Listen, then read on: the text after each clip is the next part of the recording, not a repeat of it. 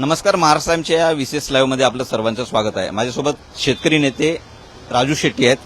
शेट्टी साहेब, महाराष्ट्र टाइम्समध्ये तुमचं स्वागत आहे. आज मंत्रालयाच्या दरामध्ये कांदा उत्पादक शेतकरी आक्रमक झालेले पाहायला मिळाले. कांदा फेकत त्यांनी निदर्शने केली. कसं बघताय, कांदा उत्पादकांच्या समस्या संपत नाहीये? इथं पाचव्या आणि 6व्या मजल्यावर बसून केवळ नौटंकी होत असेल आणि कांदा उत्पादकांचं वाटोळं झालेलं असताना सुद्धा ना राज्य सरकार काही हातपाय हलवतं, ना केंद्राकडे जाऊन कांदा उत्पादकांना मदत करा म्हणून सांगतं. अशा प्रकारे निष्क्रिय परिस्थितीमध्ये, कारण गेल्या 1 महिन्यापासून कांदा उत्पादक संघर्ष करतोय आणि हे सारे लोक त्यावेळी आसाम, बंगाल आणि तमिळनाडू, केरळ या निवडणुकीमध्ये व्यस्त होते. यांना काही देणं घेणं नव्हतं. कांदा उत्पादक रडला काय, कांदा उत्पादकाचं वाटोळं झालं काय, काही नाही. आता यांना सवड मिळाली, आता यांना काटकसर सुचायला लागली, आता यांना वाटायला लागलं की डिझेल कमी वापरा, खाद्यतेल कमी वापरा. ह्याने वाटेल तसं निवडणुकीमध्ये गाड्या उडवल्या, ते चालतंय. आणि मग कांदा उत्पादकांच्याकडे जरा तरी ध्यान द्यायचं. उद्या एक मोठं आंदोलन तुम्ही करताय. गिरगाव चौपाटी ते वर्षा बंगला असा तुमचं असणार आहे. नेमकं काय नियोजन असणार आहे? कसं या गोष्टीचं सर्व नियोजन असेल? उद्या 3 वाजेपासून आम्ही गिरगाव चौपाटीमध्ये जमणार आहोत आणि त्यानंतर हळूहळू चालत वर्षा बंगल्याकडे जाणार आहोत. जाऊन तिथं महाराष्ट्रातल्या आंबा आणि काजू उत्पादक शेतकऱ्यांची कैफियत मुख्यमंत्र्यांना समोर मांडणार आहोत.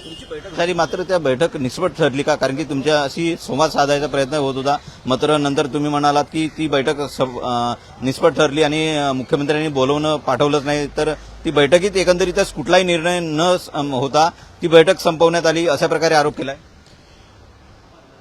खरं तर काल महसूल मंत्री चंद्रशेखर बावनकुळे यांच्या दालनामध्ये बैठक झाली. त्या बैठकीमध्ये मदत पुनर्वसन कार्यमंत्री होते, त्याचबरोबर फलोद्यान मंत्री होते, कृषी मंत्री होते आणि या साऱ्यांच्या उपस्थितीमध्ये ती बैठक होत असताना त्यांनी आम्हाला सांगितलं की मुख्यमंत्र्यांच्या सूचनेवरून आम्ही बैठक घेत आहोत आणि आजचा बैठकीचा इतिवृत्तांत आम्ही मुख्यमंत्र्यांच्या समोर रात्री सादर करणार आहोत.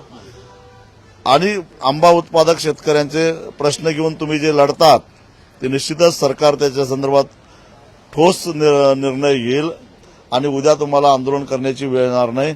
तुम्ही फक्त आम्हाला सकाळी 11 वाजेपर्यंत वेळ द्या, आम्ही आमचा निर्णय कळवू आणि तुम्हाला एक गोड बातमी देऊ.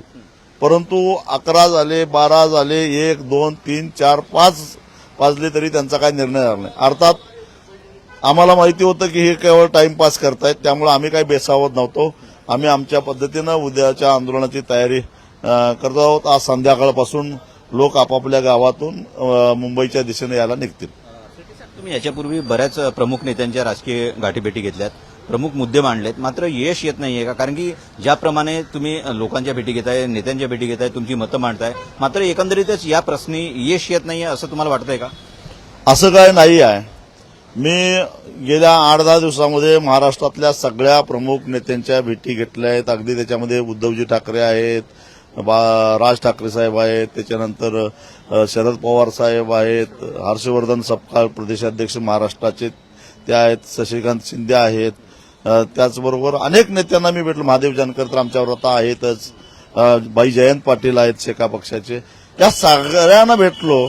एवढंच नव्हे तर भारतीय जनता पक्षाचे प्रदेशाध्यक्ष रवींद्र चव्हाण यांनाही भेटण्याचा प्रयत्न केला. 4-5 वेळा त्यांच्याशी संपर्क साधला, परंतु त्यांनी काही भेट दिलीच नाही असं म्हणावं लागेल. जर आमची भेट झाली नाही म्हटल्यानंतर याचा अर्थ काय? आणि माझ्याकडून तर मी प्रयत्न करत होतो.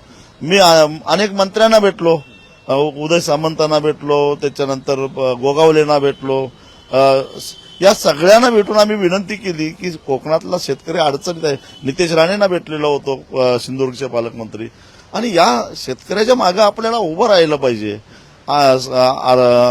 नैसर्गिक संकटामध्ये हा जर सापडला असेल शेतकरी तर त्याला वर काढायची जबाबदारी आपली सगळ्यांची आहे. परंतु दुर्दैवानं सत्तेत असणाऱ्यांनी फारसा प्रतिसाद दिला नाही. परंतु आम्ही ह्या आंबा आणि काजू उत्पादक शेतकऱ्यांना घेऊन बरोबर इतर जे काही राजकीय नेत्यांना भेटलो त्यांनी अतिशय सकारात्मक प्रतिसाद दिला. उलट अनेक सामाजिक संघटना सुद्धा आमच्यावर आले. उदाहरण मुंबई मराठी अभ्यास केंद्र चालवतात आमचे ते दीपक पवार, मराठी माणसाच्या हक्कासाठी नेहमी लढतात. ते आमच्याबरोबर आले, त्यांचे सर्व सहकारी आले. ज्या जन आंदोलनाच्या ज्या सामाजिक संघटना आहेत त्याने एकत्रितरित्या आम्हाला पाठिंबा देण्याची भूमिका घेतली. उद्या तेही आंदोलन येतात.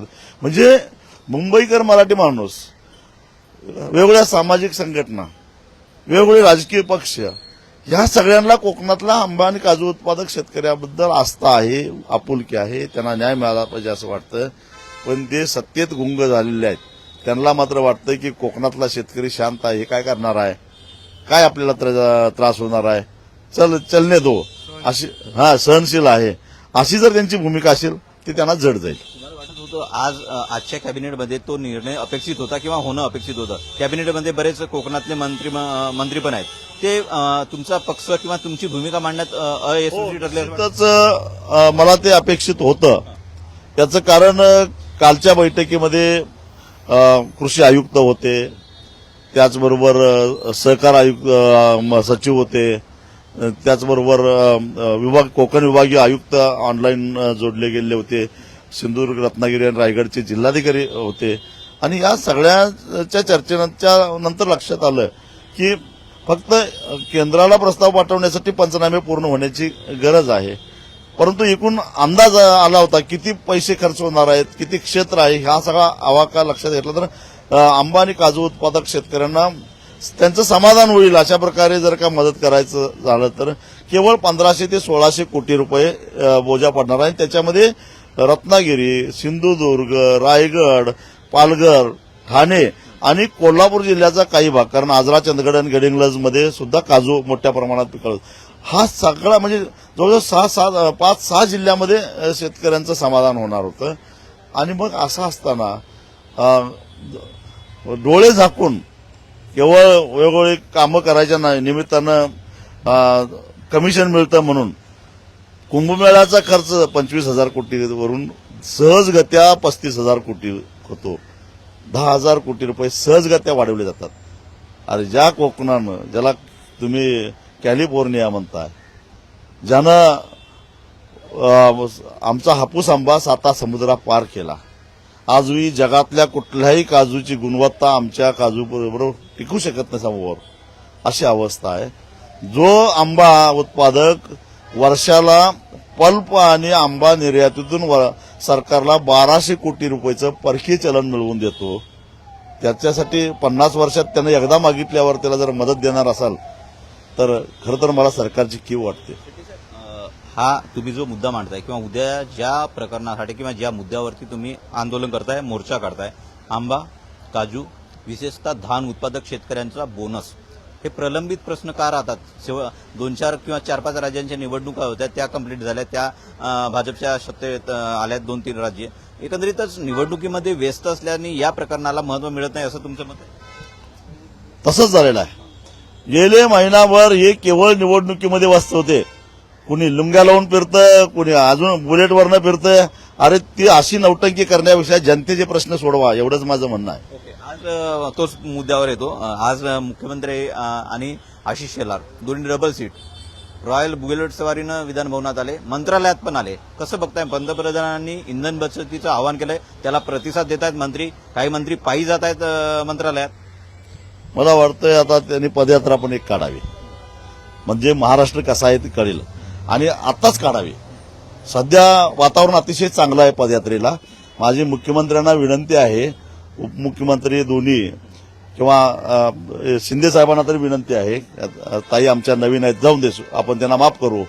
परंतु एकनाथ शिंदे साहेब आणि देवेंद्र फडणवीस साहेब आणि त्यांच्याबरोबर अजून काही मंत्री असतील, त्यांना घेऊन अख्खा महाराष्ट्र 15 जून ते 15 महाजन पदयात्रा काढणार आहेत अशी माहिती आहे. गिरीश महाजन जाऊन दे, हे बाकीचे मी जे सांगतो त्यांना माझी विनंती आहे, पार बांद्यापासून चांद्यापर्यंत एक मोठी पदयात्रा करा, महाराष्ट्राच्या जनतेचं पारणं पेटेल.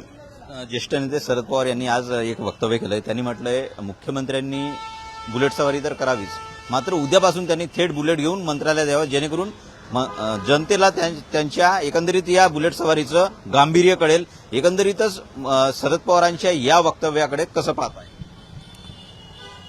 आता पवारसाहेब बोललेत म्हणल्यानंतर त्यांच्या पाठीमागे काहीतरी अर्थ असणारच. एक दिवस ह्याच्यामुळं बुलेटवरनं आलं तर किती तेल वाचणार आहे हो.